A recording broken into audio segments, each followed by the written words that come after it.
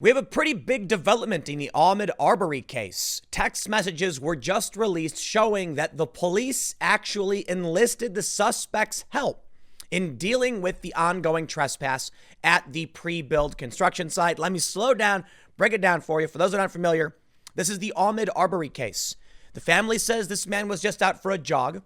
Activists have said that two white men jumped in a truck and hunted him down in a lynching. This is absolutely 100% not true. The media has been lying. Individuals involved have been lying. None of this is to say that anything that happened to Ahmaud Arbery is justified. 99.9% of people believe he should not have lost his life that day. And whenever I tweet any new information, sure enough, I get inundated with people saying, but what does this have to do with the fact that he lost his life, blah, blah, blah. Listen, this is about the media. It's about the lies. It's about the partisanship, people jumping the gun, trying to push a narrative. And I'll tell you what really bugs me out. I knew the far left was going to lie about this, and they did, and how, and then some. But the conservatives jumping on this is just, it's awful. The image you see on your screen is a text message from it looks like to Officer Rush or from Officer Rash. And it says, your neighbor at Satilla Avenue is Greg McMichael. Greg is retired law enforcement and also a retired investigator for the DA's office. He said, please call him day or night when you get action on your camera. His number is blank. How was it that these two men ended up in their vehicle looking for Ahmaud Arbery? Could it be that the police instructed Larry English, the owner of the construction property, to contact Greg McMichael in the event he saw someone on his camera? And that's exactly what he did. You ended up with two men, with a man and his son, taking their weapons, getting in a truck. So now it becomes even more complicated because, listen, while most people have agreed they shouldn't have gotten in their truck and gone after this guy, what happens when the police ask you to do it? Can you even then justify a murder charge or even manslaughter? I honestly don't know. I think it's hilarious that people just absolutely want to believe the worst things about this. So let me just set you straight right now. I can prove either the media is lying or the homeowner is lying now that this has become a major national story. And this evidence should be enough to show it was barely even vigilantism. And it kind of was. But I don't know how to tell you, man, if the police request your assistance, whose fault is it? It's a good question. But there's a far cry from two guys who just randomly decided to chase someone down. It's also a far cry from two guys who said, we think this guy committed a crime. Could it be the reason the prosecutor didn't want to go after these men is because the police requested it? You can then call out the police department. That's absolutely fine. But these guys just seem to be, well, doting dopes who got roped into this, were asked to do it by the police, it would seem. We'll read the story. But the first thing I want to show you is some of the latest developments. Georgia bill would allow voters to disband police department at center of Ahmaud Arbery death. I also want to show you this. This is a story from updated May 6th, published May 5th by the Daily Beast. Ahmaud Arbery was chased down. Yada, you get the story. In this article from the Daily Beast, they make one very important point. They say this. One was a theft of $2,500 worth of fishing equipment from English's property, which he said he didn't report to police, but confirmed to the Daily Beast. The second report was a theft of a 9mm handgun from Travis McMichaels' unlocked truck, which was first obtained by the Brunswick News. This is the prosecutor basically saying why the two men went and looked for Ahmaud Arbery. There is so much to the story we don't know. Everybody who's jumping the gun and acting like they do know, they don't, and they're making everything worse. The conservatives who are doing it in the right-wing media, I find, I'm disappointed. I'm disappointed in you. You're supposed to know better. But of course, they can't help themselves, right? Everybody just wants to know. They want a virtue signal. Of course, you'll even get the Daily Wire personalities trying to virtue signal. I don't care. I'm not interested. Literally do not care. You can tweet at me all day and night. You can smack talk me all day and night. Post as many videos to Reddit. I don't care. Facts are facts. The truth is the truth. And the truth is, we haven't had the full picture on this from the get-go. And anybody who thought they knew did not. The same thing happened with Covington. A video emerges and everyone says, I know exactly what happened. And I said, no, you don't. I don't know what happened. And sure enough, I was right. Now about this, sure, I'll technically be right in saying that we don't know, right? So it's very easy to claim you're right by just saying, I don't know, and you shouldn't jump the gun. Take a look at this story, though. They say $2,500 worth of equipment was stolen and confirmed to the Daily Beast. How is it then that days later, on May 10th, Larry English went on to say, that's completely wrong. I've never had a police report or anything stolen from my property or any kind of robbery. Wait, hold on. They say Lee Merritt, an attorney for Arbery's family, tweeted a statement Saturday noting that the figure in the video is believed to be Arbery. He engaged in no illegal activity and remained for only a brief period. Merritt's statement read, Ahmed did not take anything from the construction site. He did not cause any damage to the property. The video shows Arbery's murder was not justified, and the actions of the men who ambushed him were unjustified, Merritt's statement read. Larry English, the man who owns the house under construction, told the Washington Post that the structure was not robbed. Who's lying? Is Larry English lying? I'll give you my opinion. I think Larry English is lying because at first he was like, look, somebody kept trespassing on my property and stealing stuff. Or I should say someone kept going on my property, stuff got stolen. So when I saw this, I alerted the man the police told me to alert. And now we have a more complete picture. Let me now try and paint for you what I think happened. We have seen video footage of some man who looks kind of like Ahmed Arbery walking around this property at night. Similar haircut, similar build. Some people have tried to claim it wasn't him, and they've come after me, they've tuned me, and boy, have they tried so hard to push their uncorroborated narratives. I tweeted an image of surveillance footage that appeared to show Ahmed Arbery at this property at night. Many people said, Tim, the family denies it. That's great, the family denies it. That's not confirmation of anything. I definitely walked back. I believe I made the mistake in the previous video by saying it looked like it was him and acting under the assumption it was him. So I will absolutely eat that one and say it was wrong of me to make those assumptions. The video appears to show Ahmed Arbery. It might not be him.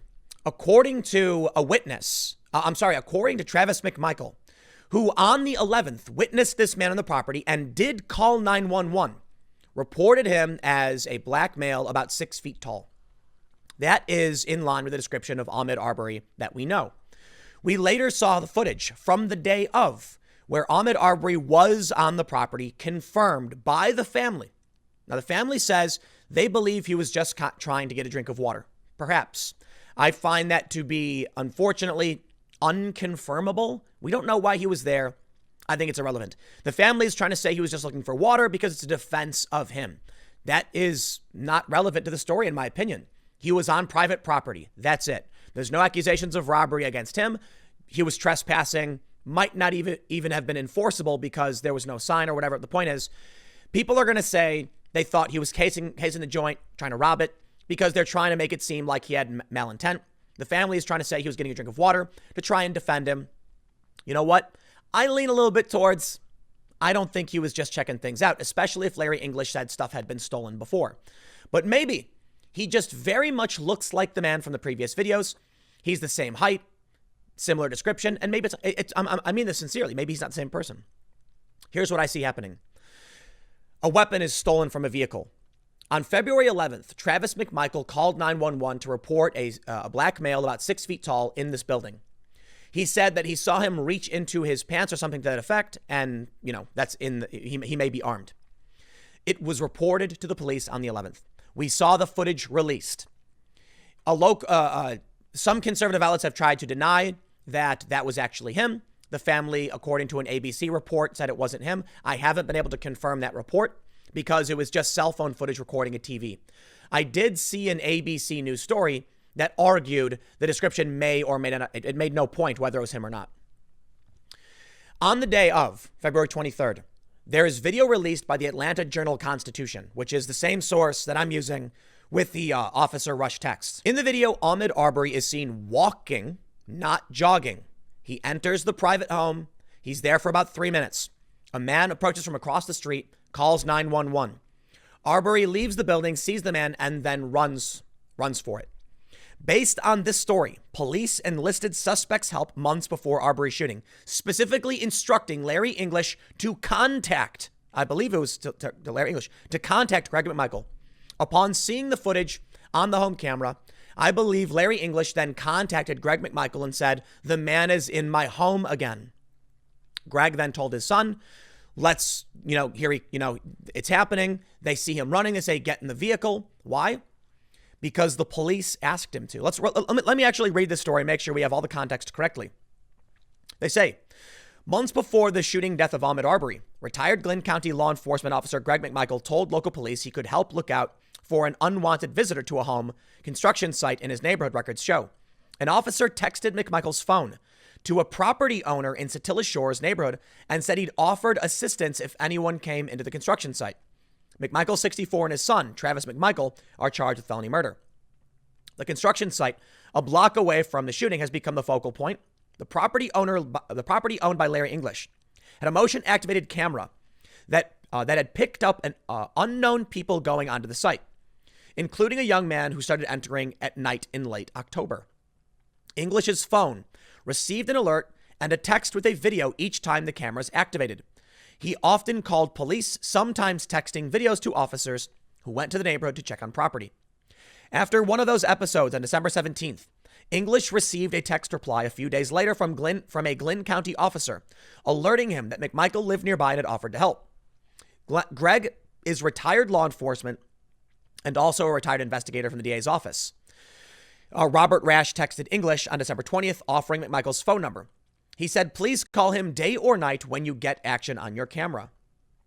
McMichael retired last year as an investigator with the Brunswick District Attorney's Office and earlier in his career worked as a Glynn County police officer. The text raises concerns about why an officer would encourage a citizen to contact a former officer if an actual police call for services was needed, said LaGrange Police Chief Lou Deckmar, a past president of the International Association of Chiefs of Police. "I'm not aware of any accepted policy for referring someone that requires a police response to delegate that response to a former law enforcement officer who happens to live in the neighborhood. It now seems the real problem here was the local police department, which has been accused of rampant corruption. And there's other articles talking about this. We now have this story that I mentioned earlier. Georgia bill would allow voters to disband police department at the center of Ahmaud Arbery's death. Perhaps that's the appropriate response. Perhaps these two men, Travis McMichael and his father, were just idiots, I guess. You got contacted by the police. The police said, "We're having problems." The police gave the phone number to this guy and said, they'll help out. And this is what you get. They shouldn't have gotten their vehicles. They shouldn't have done this. But it is much, much different. And when they do it just out of their own reckless behavior or when they were referred by the police. Deckmer said, "It also gives the perception that McMichael had a relationship with local law enforcement community tasked with investigating the shooting. It adds to the questions of why the GBI wasn't called in immediately after the shooting. If it's not a real conflict, it's certainly a significant perception of one. Perhaps the reason these two men weren't actually charged is because the responsibility was on the local department. These two men are ultimately responsible for the actions they take. It's no excuse simply because the police asked you to do it. It does change things dramatically from a lynching, vigilantism to the police requesting assistance. It's also possible that if the police did if the DA did charge them and the police made the arrest, it would wrap all of them up in it. So the best thing they could do is kind of sweep it under the rug. If the police tell you to contact local citizens with weapons to deal with something, yeah, they're responsible too. And maybe that's why they wanted to sweep this all under the rug. Doesn't mean it. So basically, let me give you the gist of things. We got serious problems with law enforcement in this area. But I think it's fair to point out we need to address the size of the town, because what people need to realize is that city enforcement is dramatically different from rural enforcement, where everyone knows each other. Everybody knows the local sheriff, the local police, police officers. In big cities, you don't. So it is very different. Let's read more. They say if it's not a real conflict, it's certainly a significant perception of one. Rash had no comment on Friday when contacted about the text, referring questions to his department. Jay Wiggins, Glynn County's interim police chief, didn't return a message seeking comment. On May 5th, a video that captured the shooting went viral. This we know. So we've now learned that the video apparently got released because Greg McMichael wanted to clear his name. I'll talk about an idiot, man. He thought the video showed that they were acting in self-defense, and that's not what people saw. He didn't know. I don't necessarily blame him for not knowing, but I do think he's responsible for creating the situation. But it is tough, man. Who bears ultimate responsibility? I guess the person who took the actions. But it really is an ethical and legal conundrum if the police told you to do it. Like in New York City, we have many instances where the cops tell you have to do things. You can't stand here. You have to move. What if a cop told you to do something and you said, okay, and then it ended up, hurting somebody? Is it going to be your fault? I mean, ultimately, it might be. Honestly, don't know. In this instance, you had two men who took weapons and went out to confront somebody, and that has a real possibility to lead to someone's death. Whether or not that could be manslaughter, I think that makes the most sense. I ultimately don't know. And I think that's the big takeaway from all this. What we've learned from this, whether I can speculate on anything or not, is that everyone was wrong. I think it's hilarious. There are a bunch of Reddit threads where, people have posted the video and accused me of whatever. And they were like, Tim, it's not the hill to die on. You're not being objective on this. Shut up. I don't want to hear it. I don't care. I don't bend the knee for anybody. I don't care if the conservatives say it. I don't care if the liberals say it. I don't care who says it. I don't care if you're posting to this subreddit, that subreddit. I don't care how many times you tweeted me. I just don't care. You're wrong. Everyone was wrong. The only thing I'd said was that we don't know. Started out by saying the narrative was wrong, and it was. Now, you want to have an argument about this? You want to have an argument about the police department and what this means and whether or not it should be disbanded? By all means. By all means, have that argument. I do not believe local police should be instructing, people to contact neighbors to deal with these kinds of issues. But I don't know what the solution is, man. I don't know what you do. If you've got someone who did steal your stuff, let me tell you something, man. We've got a problem of, as Scott Adams refers to it, the same movie, but it's the same screen with two different movies, right? Meaning that we're all watching the same thing, but everyone sees something different. If you read the Washington Post, which does lean left, they will tell you Larry English said nothing had been stolen. He had reported nothing. You will then see derivative articles pop up saying there were no robberies. These two men lied. You will then see those who desperately want this to be the story running with that narrative.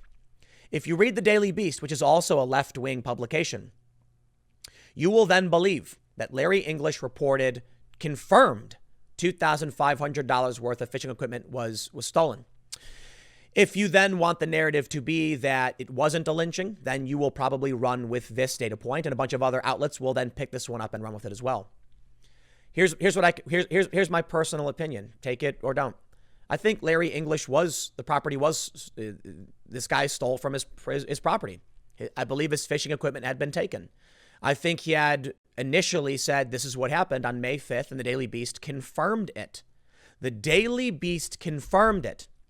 Did the Washington Post confirm anything? No, because you can't prove a negative. He just said, nope, never been stolen. He said, okay, good enough for us. Did the Washington Post not care to seek out a comment from the Daily Beast? Did they not know? I don't know. I think Larry English changed his story and started lying because he's now facing death threats. And part of the problem is that the right-wing media, who's supposed to typically call out the fake news, they decided not to do it this time. This time they said, nah, we're going to virtue signal along with everybody else. And that's a mistake. But you know what? I don't care. I don't care what anyone wants to say. The fact is, the story changed. And we're now going to have two different divergent narratives. You're going to see annoying viral videos from lefty activists being like, there was never any burglaries even. It was all a lie. He just wanted water. And then other people saying, fishing equipment had been stolen. It's clearly the same guy. This guy was cased in the joint. He got caught. I've heard a lot of rumors, man. This is not the story of a lynching. This is not the story of two men hunting somebody down. It's a story of consistent trespass, stolen property, a local inept police department giving advice to a man to contact a neighbor, the neighbor then doing something profoundly stupid with his son, resulting in the loss of life of somebody who didn't deserve to have their life ended. I do not believe in the death penalty. I firmly oppose the death penalty 100%. And I get a ton of flack from conservatives over my stance on abortion versus my stance on the death penalty. Yes, because these are profoundly difficult questions to answer when it comes to ethics and morality. And you know what? I had a great conversation with Glenn Beck about it on his podcast. You can look up the episode. And maybe there's a bit of an update that needs to occur there. But, I mean, there are serious challenges. I do not believe that if you have contained a threat, that someone should lose their life. And I'm talking about the death penalty. In the instance of Ahmaud Arbery, that we have prior evidence to suggest Travis McMichael thought this man may have been armed. You could then argue they were justified in taking their weapons out of fear for their lives. If they were instructed to by the police, maybe that's the narrative, man. I'm just sick of all of this. I'm sick of every day, everybody just thinking they know the truth about everything. I'm tired of having conversation with people who are adamantly in favor of policy and positions, and they literally don't know what they're talking about. Call me a milquetoast fence sitter. Why? Because I demand facts and evidence and proof before I make a decision on how we need to move forward. Now, I know I get it. The milquetoast fence sitter thing is mostly a joke, okay? Somebody posted in a comment once, and I love it. I thought it was hilarious. I appreciate it. I think it's a fair. I think it's a fair dig at me, right? Not that it's literal. It's meant to be silly. I certainly have very strong convictions when it comes to media, as you can see with this video. But every day I hear someone say, we must have this policy. Why? Because I know. And I'm like, no, you don't. You're as dumb as a box of rocks, and so is everybody else, and I am no exception. Everybody thinks they're smarter than everybody else. The smart, sane, and rational thing you can do is just have doubt and say, Pixar didn't happen. I don't literally mean it. I mean, provide the evidence, back it up. And when you hear a story like this, you gotta chill. You gotta slow down. It doesn't matter, though. Larry English has backpedaled. He's changing his story, saying, I'm just a victim in this one. Well, there you go. The court of public opinion has spoken. The court of public opinion demands blood, and they'll probably get it. We'll see how it plays out. Next segment's coming up at 4 p.m. at youtube.com/Timcast. Go to timcast.net to check out this new channel you may have not seen. It's actually my older channel, but I'll see you there.